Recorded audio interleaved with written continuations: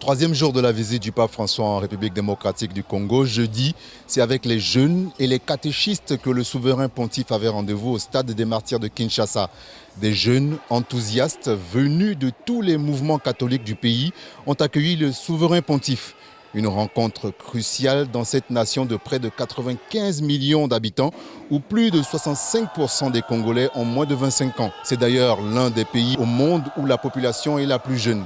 Une jeunesse confrontée au manque d'emploi, d'éducation, aux méfaits de la prostitution, de l'alcool, de la drogue, de la malnutrition et d'abandon. Le pape, c'est quand même un modèle. C'est pour nous l'occasion qu'il y ait vraiment un changement. Ça, c'est pas seulement le pape.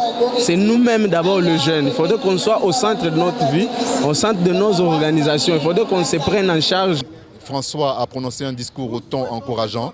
Le pape a exhorté son auditoire à considérer la prière comme étant l'arme la plus puissante qui soit.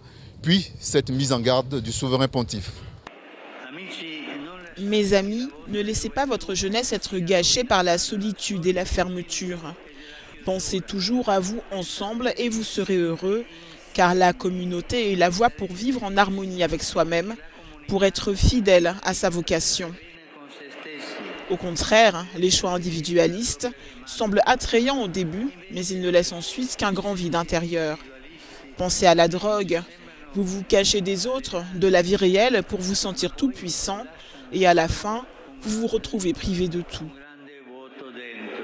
Le pape a mis en avant Floribert Bonatui, ce douanier de 25 ans qui a été enlevé, torturé et tué en juillet 2007 à Goma, dans l'est de la RDC.